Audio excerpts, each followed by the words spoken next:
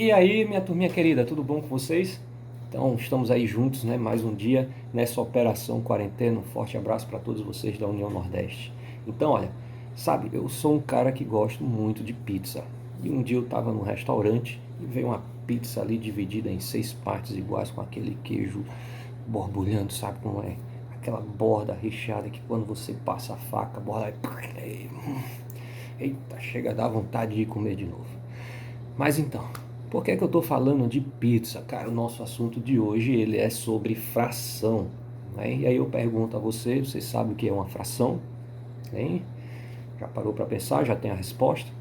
Todo modo de representar partes pelo qual um objeto inteiro foi dividido, a gente vai chamar isso aí então de fração, tá certo? Então, aqui eu já trago aí a nossa lousa conhecida, lousa interativa, né? Então, peguei aqui a minha pizza, só que essa dividi em 4 partes iguais, tá? E uma dessas fatias a gente representa pela fração 1/4. Então nós temos aqui o numerador e esse numerador representa a fatia, nesse caso pintada. O denominador aqui 4 representa a quantidade de partes pelo qual o meu inteiro foi dividido, tá? Então posso pegar aqui também, olha, uma goiaba e vou dividir essa goiaba em 4 partes iguais, né? Vamos tentar aqui, é uma goiaba grande, viu? Nossa.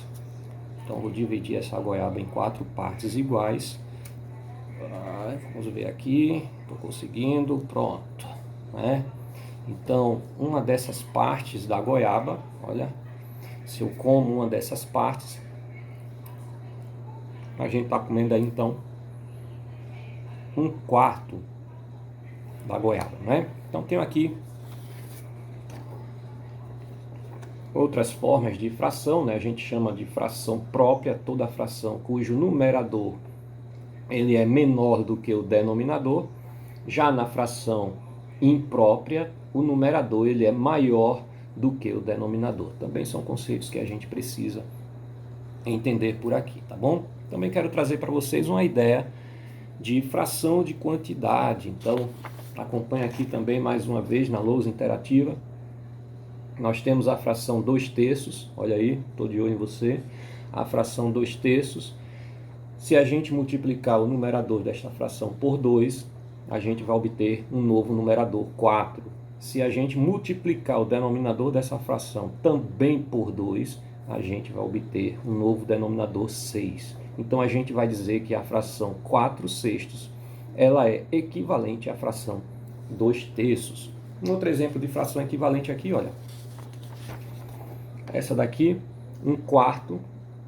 Então, se eu pego a fração 1/4 e multiplico o numerador por 25, a gente vai obter um novo numerador, 25. Se eu multiplico agora o denominador 4 por 25 também, a gente vai obter um novo denominador, 100. Né? Então, essa fração aí é uma fração 25 centésimos, ou 25 por 100, que representa 25%. É uma forma de escrever porcentagem, tá certo? Então, são ideias que a gente precisa entender de fração, né? Mas aí, todo número que pode ser escrito na forma de fração, a gente falou anteriormente na aula de sistemas numéricos, que esse número a gente chama de um número racional. Então, todo número que pode ser escrito na forma de fração, ele faz parte do conjunto dos números racionais. Então, que números são esses, Getro?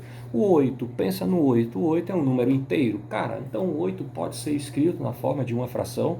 Pode. Vamos pensar aqui o 24/3. 24/3 é uma fração, não é isso? Mas se a gente dividir 24 por 3, a gente vai obter como resultado o número 8. Então, 24/3 é uma outra forma de escrever o número 8, então pode ser escrito na forma de uma fração. Outro número aqui, 0,2. E 0,2 pode ser escrito na forma de uma fração? Pode sim. 2 décimos. 2 décimos é uma fração também. Agora eu quero que você vá aí, corra aí rapidinho, vai. Bora, estou esperando aqui você, porque a gente vai fazer agora um número que eu quero apresentar para vocês e aí vocês vão ter uma ideia melhor. Vai, pega aí um calculadora, um celular, não sei o que é que você vai pegar para acompanhar este número comigo. E aí, já fez? Posso fazer? Vamos lá? Mais um tempinho para quem está ali. Opa, agora, vamos embora. Vê só.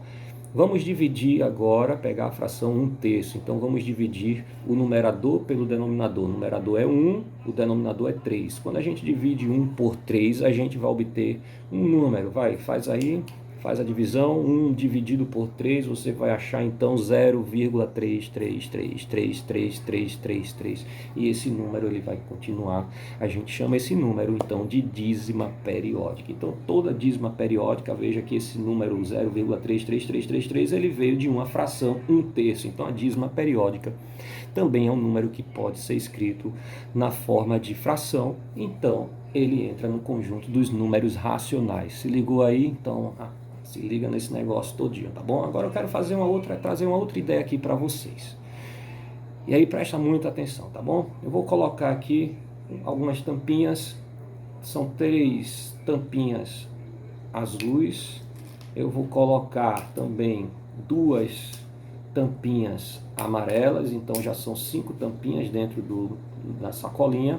E agora eu quero colocar aqui 5 tampinhas verdes. Então, colocando aqui as 5 tampinhas verdes, a gente tem aqui dentro agora do saquinho um total de 10 tampinhas. Então, vamos lá, são 5 tampinhas verdes, 3 tampinhas azuis e 2 tampinhas amarelas. A pergunta é, se eu parar e pensar aqui, qual é a chance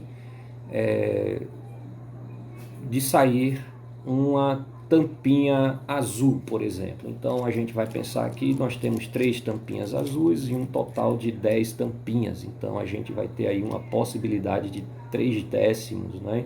Então, se eu tirar ao acaso uma tampinha azul, e enganchou aqui, se eu tirar ao acaso uma tampinha azul, a probabilidade disso acontecer seria de 3 décimos, né? Se a gente for pensar no que a gente fez momentos atrás, 3 décimos, se eu quiser uma fração com denominador 100, eu multiplico então esse denominador por 10 para obter um denominador 100, então 10 vezes 10, 100, e a gente vai multiplicar o 3 também por 10, achando agora um número 30, então a gente vai ter uma fração equivalente a 3 décimos, 30 centésimos, então a probabilidade de a gente tirar ao acaso uma tampinha azul dessa sacolinha, então seria de 30%, tá certo? Então fica aí todas essas dicas para vocês, então se liga aí, vamos ficar de olho em todas as informações, tá bom? Beijo para vocês.